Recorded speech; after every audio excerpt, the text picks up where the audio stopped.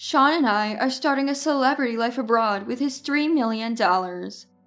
I can't survive if we stay together and divorce. Want to know our address? Lick my shoes first. What? What are you talking about? What do you mean? I couldn't make heads or tails of what Sissy, my mother-in-law, was saying. There was no sign of her preparing for a life abroad or saving money. So, as I was saying, Sean got his hands on $3 million. We're set for a lavish life overseas, just the two of us. Why would my husband Sean go abroad? And what's this about $3 million? Why are you so curious? Well, if you're that desperate to know, maybe if you lick my shoes and beg, I might tell you. What kind of thing is that to say? Where's Sean? We're living the high life with Sean's $3 million. You're no longer needed. I was stunned by Sissy's words. How could Shauna suddenly acquire $3 million and live luxuriously abroad? And Sissy talked about it so frivolously, as if I were an outsider. My heart was filled with anger and anxiety, but I needed to stay calm and understand the situation. How on earth did Sean come into such a fortune? Could that $3 million possibly be? I'm Mariah. I work as a manager at a major IT company. I met Sean in the same department and was drawn to his bright personality, leading to our marriage. In the beginning, Sean's parents warmly welcomed me. Our daughter Rothy is now 14. I grew up in poverty with parents who were a bad influence. Having faced tough times, I'm committed to raising Rothy with deep love, balancing work and home life. But then, Sean was assigned to a project in a remote area and had to go there alone. I'm worried about living with Rothy without you. It's tough managing work, household, and Rothy. I've got an idea. Let's have Mom come over to help with chores and childcare. That might be a relief. That's how I agreed to live with Sissy. Mom, when will Dad come back? Rothy asked. He'll be in the countryside for a while. But don't worry, Grandma is coming to stay with us. And so Sissy moved into our house. Little did I know that this decision would become my biggest regret. You're working late again today. This is why women who don't care about their families are... As soon as I returned home from work, Sissy's words hit me like a dagger. Sissy, I have a job too, and I'm taking care of Rothy. I retorted, but Sissy was unconvinced. In my younger days, family was everything. The thought of working outside was unimaginable. Then, on a day Rothy brought home good grades, Sissy said, It would have been impossible with just you. It's all thanks to me. What's your purpose even? Aren't you unnecessary? Despite me teaching Rothy most of her language and math, and Sissy only helping with home economics homework. When I slightly messed up the seasoning in a dish, Sissy criticized. Your homemaking skills, especially cooking, need work. How did you and Sean manage before? Sissy, I'm doing my best, and everyone has their own way of managing household chores. My frustration reached its peak. Make sure you educate her properly. Sissy even started complaining to Sean. Mom, Mariah is working too. Try to understand a bit. Sean said, trying to reason with her, but it wasn't enough for me. Living together, my relationship with Sissy steadily deteriorated. With Sean far away, I felt increasingly isolated. One day, I called Sean for advice. Hello? Is now a good time? Yeah, it's fine. What's up? It's late. I've been getting criticized by Sissy about the housework, and it's starting to stress me out. Sorry, Mom's always been a bit harsh, but she might have a point. Don't worry too much, just go at your own pace. Taking some comfort in Sean's words, I resolved to persevere in my daily life. I spent my days longing for Sean's return. As Sean's absence stretched on due to a solo assignment, I continued to live my everyday life with Sissy. However, during Sean's absence, the pressure of Sissy's words intensified, and I grew increasingly exhausted from the stress. Sissy criticized everything I did, from morning till night, finding fault in all I undertook. When I made Sean's favorite mixed rice, she coldly remarked, This is terrible. Who'd eat this? And if I took even a short break, A woman who can't handle her housework has no right to rest, she would snap. I never had much confidence in household chores. Sean used to laugh off my shortcomings, but in front of Sissy, they were inexcusable. I think Sissy's harassment stems from her excessive love for Sean. She seems unable to accept that Sean has left her for marriage. It's a stark reminder not to become such an overbearing parent. One day, after some shopping at the local mall for relaxation, Sissy found out. As I arrived home, she was waiting furious. Unbelievable, going out to play when Sean's not home. What about the housework? I thought I needed a break. A break? In this situation? With your uselessness, I'm struggling here. Afterward, I found myself waiting for a call from Sean. I believed hearing his voice would bring me some relief, but what he said was unexpected. Things aren't going well with the project here, and I've gotten into gambling and debt. What? Gambling and debt? How bad is it? What about our life? Rothy's future? I'm sorry, I'm really sorry. I'll figure it out, just trust me. How exactly will you fix it? How much debt? I'm working on a solution. Despite thinking of Sean as someone far removed from gambling, always sincere and dependable. Since we met, he never once was late for a date, and after we started living together, he always came home right after work. Whenever I cooked or did laundry, he never failed to express his gratitude. I married him because of his sincerity and earnestness. But during Sean's absence, no matter how hard I tried, Sissy's criticism never ceased. To think someone useless like you married Sean, I can't believe it. Despair swirled in my heart. Ever since Sean started his solo assignment, I endured Sissy's harsh daily criticisms. And Sean's recent confession only deepened the despair in my heart.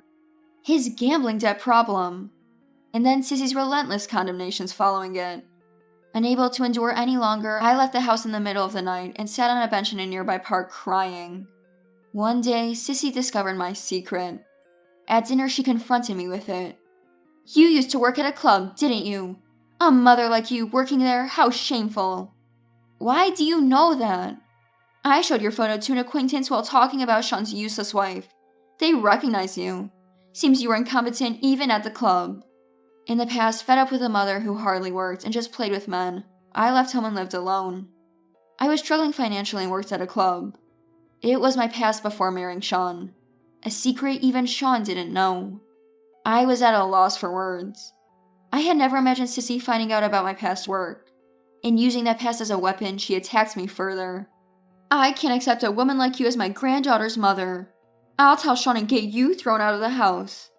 My heart sank further into despair. My marriage to Sean, all my efforts, and our future together. It all felt like it could be taken away by Sissy's single statement. Contact from Sean became even more infrequent. I feared that doubts and mistrust were growing in Sean's heart towards me. One night, I reflected on my life in my room, meeting and marrying Sean. The current situation and the endless condemnations and attacks from Sissy. I felt I couldn't take it anymore. I'm at my limit. Muttering this, I left the room and walked into the night. The night streets were as dark and lonely as the despair in my heart. Sissy's words echoed in my mind. My past, my secret, and my present, all targeted by Sissy's criticism. I sat on a bench in a park late at night, looking up at the sky. There were no stars in sight. My heart was equally shrouded in darkness. Suddenly, someone approached. Mom, you're here? Rothy sat next to me, holding my hand. Mom, don't worry about Grandma. You're working hard in an IT company. It's proof of your struggle to live. Thank you, but maybe Grandma has a point. Mom, Grandma is trapped in old values. In this era, no matter what job you've done, you should be proud of it. I'm proud that you worked at a club. Really?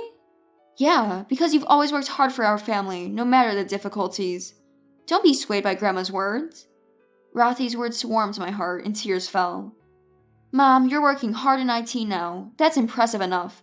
No matter what Grandma says, I'm on your side. I was filled with gratitude for Rothy. Her support gave me new hope that I could overcome any difficulty. I took a deep breath in front of the pile of documents in Sean's study. Carefully reviewing each one, I began to unravel Sean's secrets. Bank statements, credit card bills, loan contracts. The details of Sean's financial transactions gradually became clear. Why did it come to this? Receipts from gambling venues kept appearing. Horse racing, pachinko, casinos. Thinking about how much money Sean had spent on these made my heart ache. Next, I turned on Sean's computer. The password was his birthday, reversed. Hale's mailbox was filled with urgent emails from financial institutions and messages from friends demanding repayment. There were also many advertisements from gambling sites. I decided to calculate the total amount Sean had gambled away. The result was a staggering $3 million, far beyond my expectation. Confronted with this sum, I momentarily panicked. But there was no time to despair. I began to plan securing funds for our living expenses. I calculated the expected amount from selling valuable household items in my savings, plus what I could save from my salary. I continued my investigation, which financial institutions Sean borrowed from and how much. To get details, I contacted banks and obtained credit information in Sean's name, working tirelessly every day. A few days later, I had a plan. I devised a way to repay Sean's debts and started preparing for a life without relying on Sissy. Leveraging my IT experience, I decided to take on freelance projects. A few days later, I created a portfolio and registered on a freelance job website. Soon after, I received my first client request. This would help with our living expenses. In between work, I reviewed our household budget. I canceled unnecessary subscriptions, cut wasteful spending, and researched budget-friendly recipes. I successfully reduced our daily food expenses. Following tips from local mom friends, I tried selling at a community flea market. Selling my branded items and unused appliances, I made a decent income. Weeks later, my freelance activities were going well, and I felt the stability in my income. My bank account now had enough to cover our living expenses. When I got home, Sissy's belongings were gone. At the same moment, my phone rang. It was Sissy. "Are you home already? Did you see our stuff?" "What do you want?" "Sean and I are starting a celebrity life abroad with his $3 million. We can't live here if we divorce. Want to know our address? Lick my shoes first." I couldn't help but laugh. Actually, that $3 million is debt. Stop joking. Sean couldn't possibly have that much debt. It's hard to believe, but it's true. In Sean's study drawer, there are transaction records and contracts from banks and financial institutions, credit card bills, and his PC has urgent emails and messages about gambling. If you don't believe me, check for yourself. That's a lie. It's the result of Sean getting into gambling. Horse racing, pachinko, casinos. Adding it all up, it's $3 million. I just sent you photos on WhatsApp as proof. Take a look. I had no idea about this. He probably didn't want you to know. But the fact remains. I was thinking about how to handle this huge debt, but I guess I don't have to worry about it now, do I? Sissy stayed silent for a moment, then sighed. I had no idea. I don't know what to say. I hung up without saying anything. I resolved to start a new life.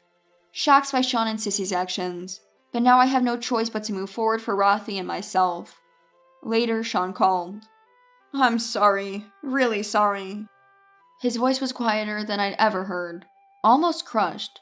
But his voice did not quell my anger. How did it come to this?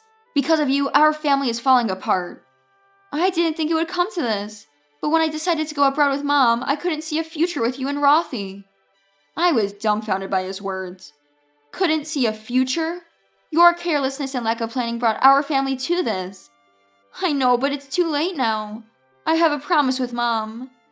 A promise? At the cost of Rothy's future for your own paradise? Sean was silent for a while. Did you really love our family? I did, but now... His voice trailed off, and I heard him crying. Don't hurt us anymore. Rothy and I will live on our own. I'll forget about you. Sean didn't respond. I could only hear his crying on the other end. I gently hung up. The reason Sissy mistook assets for debt was a sudden $3 million bill that arrived at home. She mistook the bill for a lottery win. They pursued their dream of moving abroad, with Sissy bringing the idea to Sean. Sean, unaware of Sissy's misunderstanding, thought starting a new life abroad could be an escape for his debt problems, so he accepted the proposal. Mistaking a bill for a lottery win notice. I then started looking for a lawyer, harboring my anger towards Sean. I began preparations for a divorce, claiming compensation and child support. This marked the start of a new life. A life for me and Rothy, independent of Sean and Sissy. I consulted with a lawyer about the divorce settlement and child support claims. During this time, Rothy and I spent a lot of time together, and she became my strong supporter. She understood my decision and chose to stay with me. Hearing her words, I felt rewarded for the hard times I endured with Sean and Sissy, and tears welled up. Meanwhile, Sissy and Sean struggled with their life abroad. They faced continuous problems due to poor preparation and financial issues. After being robbed, they lost their funds and faced further difficulties due to the language barrier. Eventually, they were deported as illegal immigrants. I then had a discussion with Sean through the lawyer. The divorce is finalized. You'll be paying the compensation and child support in one lump sum, right? Thank you. Now I can finally start a new life. But in one lump sum? Maybe in installments. If you couldn't afford it, you shouldn't have agreed in the first place. I insist on a lump sum. Sean later took on more debt, borrowing from dubious lenders, almost like something out of an urban legend. His whereabouts afterward are uncertain, but that's not my concern. After canceling her rental and being robbed of all her savings, Sissy was forced into homelessness upon returning to the United States. Rothy and I started our new life. Life wasn't easy, but freed from Sean and Sissy, we were able to look forward to the future with optimism. I want to live happily with Rothy, who saved me from rock bottom, working together in cooperation.